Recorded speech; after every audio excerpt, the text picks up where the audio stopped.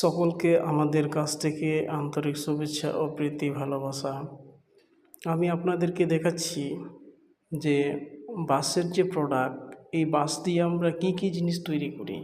এই যে আপনারা দেখছেন যে অসাধারণ একটা জিনিস, যেটা আমরা নৌকা বা বোট বলে থাকি।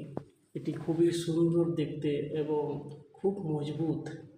এই যে এইভাবে করে আমরা তৈরি করে থাকি, বা আমাদের কাছ থেকে আপনারা অর্ডারও নিতে পারেন, আমরা দিয়ে থাকি পাইকারি হোলসেল রেটে। আমাদের কাছ থেকে এই ধরনের প্রোডাক্টগুলি আপনারা পেতে পারেন।